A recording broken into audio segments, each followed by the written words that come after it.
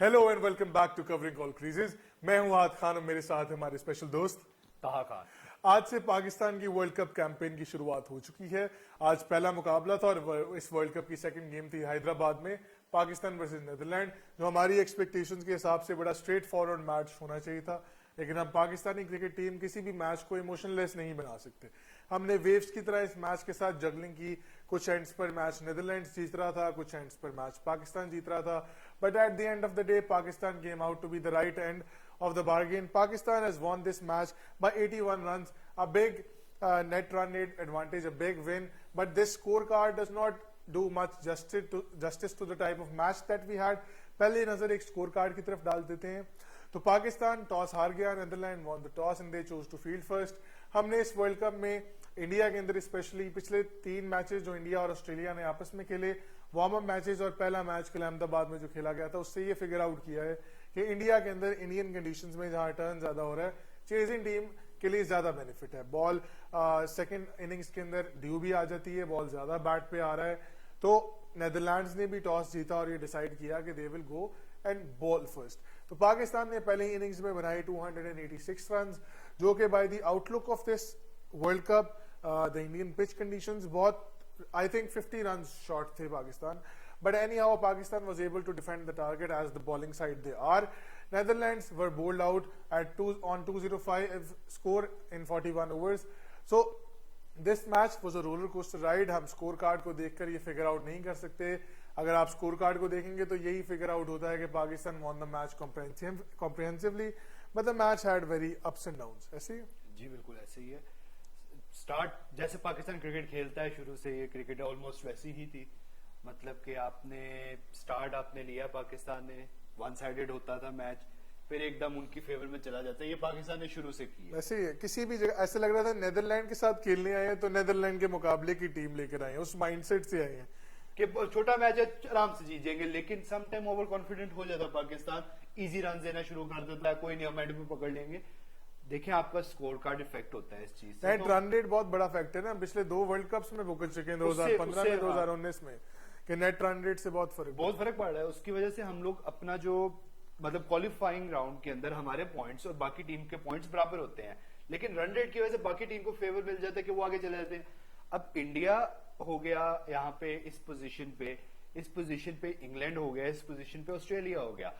छोटे मैचेस जिस तरह नीदरलैंड है, छोटी टीम नहीं मैं उनको कहूंगा, प्लेयर्स बहुत बड़े हैं वो जिस तरह उन्होंने परफॉर्म किया है, बट टेम्परामेंट लैक करता है, एक्सपीरियंस लैक करता है, एक्सपीरियंस लैक करता है। लेकिन अब देखें Australia, England, India, they will go for the run rate. अगर उनको पता है कि इजी हम जीत सकते हैं मैच, हमारा है मैच, ये पाकिस्तान को भी, हम भी एज अ क्रिकेट फैन हम भी ये सोचते हैं कि मैच हमारा है, तो why did you go to the very last ball? आप क्यों नहीं पहले खत्म कर देते? आप देखें, आप अपना बॉलिंग थोड़ा सा अपने आप को थोड़ा सा डिसिप्लिन नहीं करें। आप सोचते हैं कि शहीन 40 to 50 ओवर्स में नहीं होगा तो हम क्या करेंगे, उस टाइम तक मैच निकल गया होता है। तो मेरा ख्याल है थोड़ा सा डिटेल में अपने व्यूअर्स को बताते हैं कि ये मैच, ये जिस तरह ताहा बात कर रहे हैं, क्योंकि वो ये बात इस वजह से कर रहे हैं कि बहुत सारे इमोशंस इन्वॉल्व थे इस मैच के साथ भी। वर्ल्ड कप का पहला मैच था, हमारी एक्सपेक्टेशन के हिसाब से बड़ी इजी विन थी, पर ऐसा था नहीं। पाकिस्तान की स्क्वाड में आज एक सबसे बड़ा एडिशन था, वो साउथ शकील का था। आगा सलमान बाहर चले गए, जो हम सबके हिसाब से एक तो एक्सपेक्टेड भी था, और दूसरी बात यह कि वेल डिजर्व्ड भी था। जो श्रीलंका में खेल के आए हैं डबल सेंचुरी, वो डबल सेंचुरी में जो the way he plays the shot, I think that was the best. तो वही चीज उन्होंने आज अपनी प्रूफ कर दी कि why he was the best. South Shakeel को थोड़ा सा डिटेल में बताते हैं। सबसे पहले ऐसे है कि पाकिस्तान के ओपनर्स फखर जमान और Imamul Haq once again crease पर आए। फखर जमान आए, उन्होंने 3 चौके मारे, बट द पॉइंट इज कि फखर जमान और इमामुल हक ये दोनों बैट्समैन बिल्कुल फॉर्म में नहीं। फखर जमान ने भी एक, आई थिंक ये लॉजिकल से बॉल को कॉटन बॉल्ड कराया है। वो देखें, आप जब पेस आपके पास 140 हो, 145 हो या 150 हो, आप जिस तरीके से आउट हुए हैं समझ आता आउट होना। अब 125 to 130 की पेस में आप जिस तरह आपने कैच पकड़ा दिए, ये तो ऐसा लग रहा था कि आप उनको कैचिंग प्रैक्टिस करवा रहे हो कि बॉलर्स कैच करें। ये आपके लिए ठीक है, आप समटाइम्स हो जाता है, लेकिन हो ही जा रहा है, समटाइम्स हो जाता है, लेकिन आप एज ए एक्सपीरियंस प्लेयर जो आपकी कैपेबिलिटीज है, आप 200 प्लस स्कोर कर चुके हैं, आपको कैप्टन इतना बैक कर रहा है, हर मैच आपको खिला रहा है, आप स्कोर नहीं कर रहे हैं, वो आपकी जगह स्कोर कर रहा है। उसके बाद आपने 196 का बड़ा टोटल किया, उसके ऊपर हम आपके ऊपर इतने डिपेंडेंट है कि हमें पता है कि यार एंड ऑफ द डे आपने स्कोर करना है, लेकिन against the team like this आप ये कर रहे हैं। ये चीज हम उसको कॉन्टिन्यूसली फखर जमान को बैक कर रहे हैं, but it's just I don't understand कि फखर जमान का मेंटल प्रॉब्लम है, वो एक्सपोज हो चुके हैं, उनकी टेक्निक एक्सपोज हो गई है, या उनकी टाइमिंग का इशू है, बट एनीवेज उन्होंने देन अगेन डिसअपॉइंट किया। सिमिलरली फखर जमान पहले आउट हुए, उनके बाद बाबर आजम आए, और इस वक्त इमामुल हक की वजह से बाबर आजम भी बहुत स्लो खेल रहे थे, नेदरलैंड्स का बॉल टर्न भी कर रहा था, रुक के भी आ रहा था, रन रेट बहुत डाउन था, जिसकी वजह से फिर बाबर आजम को रिस्क लेना पड़ा। मुझे लगता है कि उन्होंने लास्ट मैच से ना चीज सीखी है। जिस तरह उस इंग्लैंड और न्यूजीलैंड का मैच चल रहा था, उसमें जब उन्होंने देखा है कि न्यूजीलैंड के बॉलर जिस तरीके से बॉल कर रहे थे स्पिनर्स, वो बॉल को टर्न कर रहे थे। अब उन्होंने देखा कि जी विकेट जो है वो टर्निंग है, उन्होंने मैक्सिमम अपने पूरे 8 मेरे ख्याल से बॉलर्स यूटिलाइज की। हाँ, 8 बॉलर्स यूटिलाइज, उसमें से मैक्सिमम स्पिनर्स से, आपको ये चीज तो पता ही नहीं होगी। अब उस स्पिनर्स ने क्या किया, उन्होंने आके शुरू में ही अटैक करना शुरू कर दिया, बॉल घुमाना शुरू कर दिया। अब पाकिस्तान शुरू में पेस का थोड़ा सा है कि पेस के साथ थोड़ा सा नहीं, मेरा ये मुझे तो नहीं लगता आपको पेस भी मिल रही है, आप तब भी परफॉर्म नहीं कर रहे, बट आप देखेंगे 8.2 ओवर्स बिफोर द बॉल जिसपे बाबर आजम आउट हुआ, आपका 34 स्कोर था। 34 स्कोर, 8.3 ओवर्स, बाबर आजम के ऊपर सारा प्रेशर है, इमामुल हक कुछ कर नहीं रहे, ठीक है। बाबर आजम थोड़ा सा रन रेट तेज करने गए हैं, वन ऑफ दोज डेज जहां उनसे मिस हिट हो गया, शॉर्ट मिड विकेट पे कैच हो गया है। It happens to big players, especially जब आप इतना प्रेशर, इतना बैगेज लेके जा रहे हो कि आपने दो प्लेयर्स की जगह फिल करनी है आपके तीसरे नंबर के बैट्समैन ने, तो आई थिंक बहुत मुश्किल हो जाता है बाबर आजम को। Although I think rash shot थी, बहुत जल्दी था, बट थोड़ा सा उसकी पोजीशन को समझने की कोशिश करते हैं, तो I think it was a miss hit, जो उनके लिए मारना भी जरूरी था क्योंकि आपका रन रेट बहुत डाउन था। मूविंग फॉरवर्ड, इमामुल हक उसके बाद जिस तरह आउट हुए, मुझे लगता है कि इस तरह का defensive pull shot I think domestic player में भी कोई नहीं खेलता होगा, और एमेच्योर लीग में भी कोई नहीं खेलता होगा कि फाइन लेग पे फील्डर खड़ा है, आप डिफेंसिव पुल शॉट मार रहे हैं। और आई डोंट अंडरस्टैंड, वो पहले भी मैट हेनरी से भी इधर ही आउट हुए हैं, बुमराह से भी इधर ही आउट हुए हैं, उसके बाद एक और आउट हुए हैं, आई डोंट रिमेंबर, मैं पैट कमिंस से भी इधर ही आउट हुए हैं। आई जस्ट डोंट अंडरस्टैंड कि इमामुल हक, मुझे लगता है कि पाकिस्तान के दोनों ओपनर्स बहुत बुरे तरीके से एक्सपोज हो चुके हैं और उनको समझ नहीं आ रही कि इसको किस तरीके से आगे लेकर चलना। सर देखें, हम लोगों का शुरू से मसला ये है कि हम लोग प्रेशर मैचेस तो ऑब्जॉर्व कर ही नहीं सकते, इजी मैचेस को भी हम प्रेशर मैच बना देते हैं। I don't know what is the problem. आप देखें, बेशक विकेट हिल रही है, बेशक बॉल स्पिन कर रहा है, उन्होंने भी तो आगे बैटिंग है, बेशक ड्यू फैक्टर था हमारे पास क्वालिटी स्पिनर्स है, हमारे पास उनसे बेटर टीम है, बेटर है side, the way they batted, उनके ओपनर्स है, जिस तरह सिंह करके नाम है, विक्रम सिंह नाम है उसका, उसने देखे आपके स्पिनर्स को हिलने नहीं दिया, उसने अपनी नेचुरल गेम खेली, उसने कुछ भी नहीं किया, वो ऐसा नहीं लग रहा था कि मुझे मारने आया या कुछ, अब उसने सिर्फ नेचुरल फ्लो करता रहा। Why don't we Pakistani do that? नहीं, मुझे ये भी लगता है कि देखिए, आपका पहला मैच है, कंपैरेटिवली हल्की टीम है, आप अटैक पर जाएं, आप डोमिनेंस शो करें, बट आप एक शेल में खेल रहे हैं, उसकी वजह से आपके दोनों ओपनर्स आपके नंबर 1 बैट्समैन पर, जिसपे हम सब की उम्मीदें, उसके ऊपर प्रेशर भी डाल रहे हैं, उसको टीम को भी लेके चलना है, वो 2 बंदों की जगह फिल कर रहा है, खुद उसको खुद भी परफॉर्म करना है। आई थिंक उसके ऊपर बहुत अनड्यू प्रेशर है इन सारी चीजों का। वो बाबर आजम के आउट होने के बाद, इमाम के आउट होने के बाद रिजवान आते हैं, रिजवान के साथ साउथ शकील आते हैं, और वो एक डिफरेंट ही बॉल गेम थी, ऐसा लग रहा था उनके लिए पिच फर्क था और बाकी 3 बैट्समैन के लिए पिच फर्क था। जिस कंट्रोल से रिजवान ने आते साथ पहले बॉल पे स्वीप मारा, उसके बाद साउथ शकील, तो मुझे लगता है कि उनका नाम हिटमैन होना चाहिए, और मे बी आई थिंक उनका नाम स्नाइपर मैन कुछ करके होना चाहिए, बिकॉज वो जहां बैट लेकर जाते हैं बॉल वहां जाता है। मैंने देखा उन्होंने आज मिड विकेट और लॉन्ग ऑन के फील्डर को टेक ऑन किया है, बाहर निकल के शॉट मारा और दोनों के गैप के अंदर से चौका दिया है। Remarkable stroke playing, I think reverse sweep भी है उनके पास, कन्वेंशनल स्वीप भी है, पुल भी मारते हैं, सीधा भी खेल रहे हैं, कवर से भी खेल रहे हैं, लॉन्ग हैंडल भी खेल रहे हैं। I think he has everything, he has everything, but you see, देखें आप उनको जब मिडिल ऑर्डर में खिला रहे हैं ना, आपको मिडिल ऑर्डर में के बजाय हम लोगों को ओपनिंग, अब देखें हम लोग का शुरू से मसला, कभी ओपनिंग हमारी ठीक होती है, मिडिल ऑर्डर में मसला आ जाता है, मिडिल ऑर्डर ठीक करते हैं हम, ओपनिंग में मसला आ जाता है। हम अभी तक इसी चीज में फंसे हैं कि हम किसको ठीक करें। अब ये प्लेयर जो है, ये इस पे एटलीस्ट हम रिलाई कर सकते हैं कि इन केस प्रेशर सिचुएशन है, कहीं पे कोई नहीं, आप रिलाई कैसे कर सकते हैं? आप समझे, वो बच्चा आया है, वो पहला वर्ल्ड कप का मैच खेल रहा है, इतना प्रेशर उसके ऊपर है, वो चलो परफॉर्म कर रही है, is a very confident lad, ठीक है, उसने परफॉर्म कर लिया, बट द पॉइंट इज कि उससे एक्सपेक्टेशन लगाना उसके साथ जाती है, बट आपने इतना बड़ा बोझ उसके ऊपर डाल दिया। अभी तो स्टार्ट किया और उसने अपने आप को शेल से बाहर निकाल लिया स्टार्ट में। उसने अपनी जगह बनवाई है बनाई टीम है। के अंदर, उसने आगा सलमान को बाहर किया है, but the point is he played wonderfully, उसका कोई बॉल मिस हिट नहीं हो रहा था, एंड पे वो स्वीप मारते हुए टॉप एज हो गया, वो बड़ा अनफॉर्चुनेटली किसी के साथ भी हो ठीक है, बट अपने पहले इनिंग्स के हिसाब से आई think he played the best knockout of every Pakistani remarkable innings कह सकते हैं। रिजवान वैसे डिपेंडेबल है हमारी टीम के अंदर, he was playing very well, वो एक टेल इन करता हुआ बॉल जो वो टेक्निकली मिडिल कर रहे थे, हमने उसके अंदर देखा है, वो बॉल मिस कर गए, उस पे आउट हो गए। उसमें हम रिजवान को मेरे ख्याल से कसूरवार नहीं ठहरा सकते क्योंकि वो बॉल था कि अच्छे से अच्छा बैट्समैन एक दफा हिल जाए। Rizwan is the one of the top batsman. Rizwan ने बहुत अच्छा स्कोर किया, साउथ शकील ने बहुत अच्छा स्कोर किया। हमने 2 से 3 एपिसोड्स पहले ये बात की थी कि पाकिस्तान के पास 6 बैट्समैन है कंफर्म, फखर जमान, इमामुल हक, बाबर आजम, रिजवान, साउथ शकील और इफ्तिखार अहमद। इनमें से 4 आपके ऐसे बैट्समैन जो इन फॉर्म है, रिजवान, बाबर, साउथ शकील और मोहम्मद इफ्तिखार अहमद।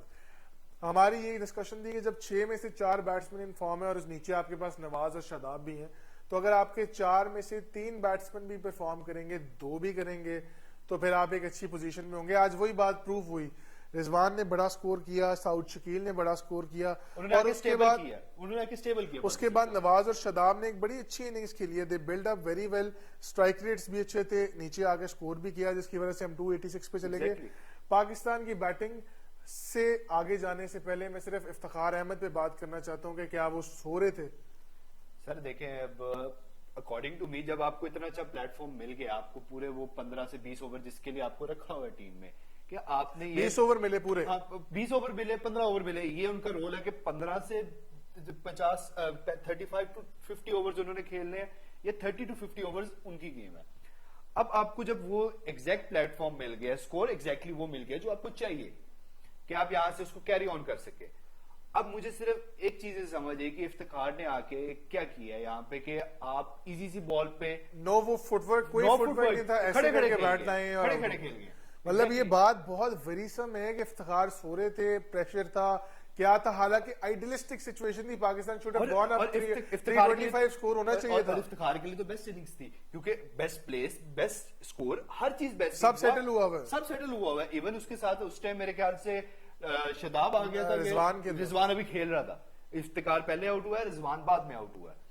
अभी नहीं रिजवान रिजवान पहले आउट हुआ, लेकिन देखिए आपके तो ऑलरेडी एक सेट बैट्समैन खेल रहा, आप ठीक है वो खेल रहा है, उसको आप सिंगल लो, अपने आप को थोड़ा सा रिलैक्स करो, आप अपनी गेम को गेट योर फीट मूविंग। ये क्या बात हुई, आप खड़े आपने, वो भी 125 की बॉल पे, 125 की बॉल पे। आई जस्ट डोंट अंडरस्टैंड कि ये क्या रीजंस हैं, इनका कोई साइकोलॉजिकल प्रॉब्लम है, इनके साथ कुछ साइकियाट्रिस्ट से साइकोलॉजिस्ट से ट्रैवल करता है कि नहीं करता? 125 की पेस की बॉल को आजकल बच्चे खेल लेते हैं। नहीं, मुझे नहीं बिल्कुल समझ आई कि इफ्तिखार ने इस मैच में क्या किया। बहरहाल पाकिस्तान के 350 रन करने में जो एक प्रॉब्लम आई पाकिस्तान को, वो एक कैरेक्टर था, वो था बैस द लीडर।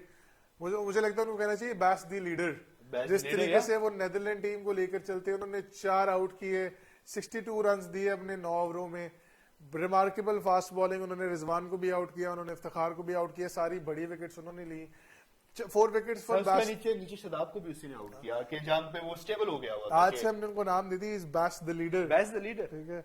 तो उनके बाद उन्होंने नेदरलैंड बॉलिंग अटैक को लीड किया, उसके बाद मिकरन ने, एकरमैन ने, वैन बीक ने और दत्त ने आपस में कुछ विकेट शेयर किए, और इस तरीके से नेदरलैंड ने पाकिस्तान को 49 ओवर्स में ऑल आउट कर दिया। 286 वाज द टारगेट। अब कंपैरेटिवली रात में चेस करना इजियर है।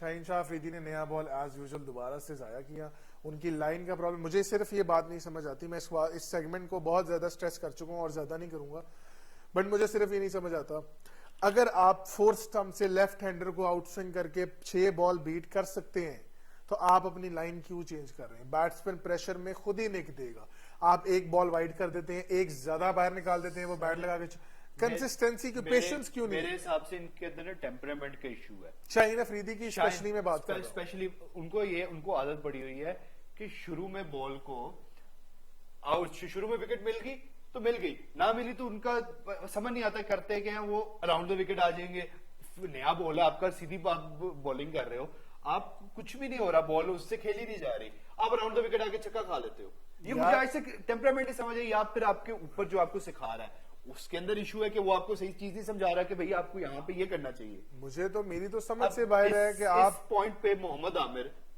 बहुत बेटर है, उनको देखिए, पता है नहीं, कि किस तरह करना देखिए, है। मेरी बात सुने, मोहम्मद आमिर के साथ कंपैरिजन नहीं बनता क्योंकि शाहीन अफरीदी आज से इंजरी से पहले वाज अ डिफरेंट बॉलर। वो डिफरेंट ठीक है, मुझे सिर्फ ये नहीं समझ आ रहा, वो ऐसा नहीं है कि उनका स्किल कम हो गया, उनका टेम्परामेंट खत्म हो गया है। टेम्परामेंट खत्म हो गया। आप एक बैट्समैन, आप वनडे 50 ओवर फॉर्मेट खेल रहे हैं, आप 6 बॉल 3 ओवर मेडन कराएंगे, बैट्समैन आपको विकेट देगा, खुद देगा, आप में पेशेंस ही नहीं है।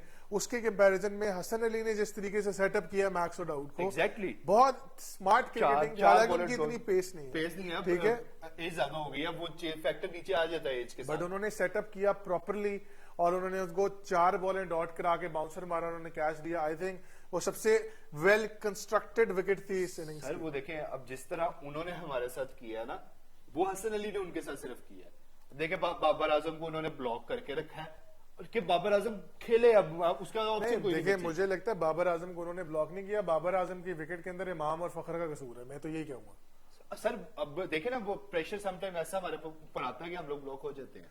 देखिए, बात सुनिए, आप पाकिस्तान टीम कैप्टन है, सारा मीडिया आपको बैश कर रहा है, कोई सिलेक्शन पे बात कर रहा है, कोई फलानी बात कर रहा है, आपके जो लेजेंड्स हैं जो कुछ शोज पे बैठ के ये कह रहे हैं कि जी पाकिस्तान नंबर 1 बना है, फलानी टीम की बी टीम को हराकर, फलानी टीम की सी टीम को हराकर। ये मीडिया का प्रेशर भी आप झेल रहे हैं, आप लोगों का प्रेशर भी झेल रहे हैं, आप अपने दोनों ओपनर्स का प्रेशर भी झेल रहे हैं। एक इंसान है वो यार, ठीक है, मिस हिट हो जाती है, it's fine, but the problem is anything that led Babar to play that shot was Imamul Haq. वो सबसे बड़ा फैक्टर है बाबर की आज की विकेट के अंदर मेरे हिसाब से। अभी आपका पॉइंट ऑफ व्यू है, मैं तो अभी भी यही कहूंगा कि इधर बाबर को थोड़ा सा अपने आप को बैकअप कर लेना चाहिए था कि थोड़ा सा यार weight जब और बाबर कम का था। स्ट्राइक रेट स्लो होता है तब हम ही लोग सारे बैट कर नहीं कहते सर बाबर स्लो देखिए, स्ट्राइक रेट से अब मुझे ये चीज पता है, हम वो टीम थी जो 50 ओवर्स नहीं खेल सकती थी। आज भी नहीं खेला। आज भी नहीं खेली, अनफॉर्चुनेटली आज भी नहीं खेली। हम 50 ओवर्स जब पहले पूरे नहीं खेल सकते, हम तो पहले 20 ओवर्स पूरे नहीं खेल सकते थे, अब तो 50 ओवर्स की बात तो दूर की है। आपको 2015 का वर्ल्ड कप याद होगा जी, इस तरह फुटबॉल के वो नहीं होते स्टैट्स, वो चल रहे होते थे 3 रन पे 4 विकेट। अब हम उस तरह, क्या नाम है, इसी तरह चल रहे होते हैं। अब गलती सारी ये है कि हम लोग उस चीज को अब्सॉर्ब करके देखें, जिस तरह विराट कोहली अपनी इनिंग्स को एनहांस करता है, why don't we Pakistani players, Virat Kohli के स्ट्राइक रेट के ऊपर इंडिया में कौन बैशिंग करता? सर उनके ऊपर होती है। विराट कोहली स्कोर करे या ना करे, कोई बात हो या ना हो, वो टीम में तीसरे नंबर पे कंफर्म बैट्समैन। सर उससे अच्छी ऑप्शन आप मुझे दिखा दें। तो बाबर आजम से बेहतर ऑप्शन आपके नहीं, पास कौन? तो आप उसके स्ट्राइक रेट भी बैश करते हैं। सर लोग कर रहे हैं, मुझे अभी तक समझ नहीं आया, 50 ओवर्स पूरे खेलने शुरू हुए हैं। मैं आपको यही तो कह रहा हूँ, हम तो पता नहीं किस फ्रेम ऑफ माइंड के अंदर है। एनीवेज, ये डिस्कशन बहुत लंबी है, पूरा वर्ल्ड कप चलती रहेगी। आई थिंक नेदरलैंड की बैटिंग में विक्रम सिंह और Bas de Leede was the 2 people जिन्होंने कुछ एक होप दिलाई। मैच साइड बाय साइड चल रहा था, विक्रम सिंह ने ऊपर से बहुत अच्छा स्कोर किया, उन्होंने शाहीन अफरीदी को भी मारा, उन्होंने नवाज को भी मारा, उन्होंने हारिस रऊफ को भी रन्स दिए। उसके बाद बैस द लीडर ने सबको रन्स दिए, ठीक है। आई think he was playing wonderfully. थोड़ा सा मैच वो खींच कर लेके जा रहे थे। जब मैच शुरू हुआ था नेदरलैंड के 5% चांसेस थे, मिडिल ओवर्स में 36% चांसेस थे, but I think Haris Rauf just went through the Netherlands batting lineup. उनकी पेस, जिस तरीके से बॉलिंग कर रहे थे, शॉट पे शॉट कराई जा रहे थे, बाउंड्री भी खा रहे थे, but he just kept on doing that. और उनकी पेस, सर थोड़ी सी लोअर टीम हो जाए ना तो थोड़ा सा घबरा जाती है इस तरह की पेस पे। और वो पेस अप कर रहे थे 145 प्लस कंटिन्यूअसली, और उन्होंने किया, उनको डरा के खत्म किया। I think Haris Rauf was the star. आज वो उन्होंने बहुत बड़ा, उन्होंने एक तो खैर बताया कि वो वार्म अप मैच था, ठीक है, अगर 97 रन पड़े थे तो वो वार्म अप मैच था। आज उन्होंने 4.77 की इकॉनमी से 3 विकेटें ली हैं। वंडरफुल बॉलिंग, हसन अली ने 2 आउट किए, जो कि पहला मैक्स और आउट का आउट मेरा ख्याल है इस आज के मैच का सबसे बेहतरीन आउट था। एग्जैक्टली, ठीक है। उसके बाद शाहीन शाह अफरीदी ने भी 1 आउट किया। अपने 7 ओवरों में उन्होंने 37 रन दिए, 5.28 की इकॉनमी। उन्होंने साकिब जुल्फिकार को आउट किया था। उसके अलावा इफ्तिखार ने बोल्ड किया विक्रम सिंह को, मेरा ख्याल नहीं, एकरमैन को बोल्ड किया, जो उन्होंने बड़ा बेहतरीन बॉल कराया, बीच से निकल गया इफ्तिखार ने। और उसके बाद बैस द लीडर को नवाज ने बोल्ड किया, आई थिंक। और शदाब को भी आज विकेट मिल गई जो उनको नहीं मिल रही थी। विक्रमजीत सिंह को शदाब नहीं आउट किया, गूगली मारी राउंड द विकेट आकर, और वो बहुत अच्छा बॉल था। आई थिंक तो पाकिस्तान को आज ये साय ऑफ रिलीफ मिलता है। मुझे लगता है पाकिस्तान हमारा as a team as a nation ही कॉन्फिडेंस ऊपर जाएगा कि हमारे मिडिल ऑर्डर ने रन किए हैं आज। हमारे रिजवान ने भी रन किए, साउद शकील ने भी किए, नवाज ने भी किए, शादाब ने भी किए, एक इफ्तिखार रह गए थे बीच से। आई थिंक बड़ी सॉलिड परफॉर्मेंस थी उसके, क्योंकि आपकी 8वें नंबर तक बैटिंग थी, बैटिंग चल नहीं रही थी। आज वो क्लिक हुई है, लोगों ने सबके कॉन्फिडेंस ऊपर होंगे, नवाज का भी कॉन्फिडेंस बढ़ा होगा, शादाब का भी बढ़ा होगा। उसके बाद साउथ ये हमारे शकील पास एक्स फैक्टर है ना कि आपके जो बॉलिंग ऑलराउंडर्स खेल रहे हैं आपके पास शादाब और नवाज, उनका खेलने का हमें फायदा क्या है? हम उनको टीम में कंसिस्टेंटली क्यों खिला रहे हैं कि they can bat as well. हम अपनी बैटिंग के अंदर डेप्थ लेके आना चाह रहे हैं। आज हम लोगों ने, आज उन्होंने, जैसे हम पहले फहीम अशरफ को काफी अर्सा ट्राई करते रहे कि बॉलिंग मीडियम पेस के साथ एक्स फैक्टर बनाना चाह रहे थे, बॉलिंग उनको हम हार्दिक पांड्या बनाना चाह रहे थे, लेकिन वो अनफॉर्चुनेटली बॉलिंग में बहुत इकोनॉमिकल है। वो उनके अंदर पेशेंस इतना है कि हार्दिक पांड्या विकेट टेकर है, वो विकेट टेकर है। अब फहीम अशरफ के अंदर है कि एक टेंडेंसी कि वो टेम्परामेंट कंट्रोल कर सकते हैं, जो शहीन के अंदर मसला है अब बहुत ज्यादा आ गया। आई थिंक वो शॉन टेट और वर्नन फ्लैंडर को वापस लाने की जरूरत है। हो सकता है इनको थोड़ी सी ठीक करने की जरूरत है।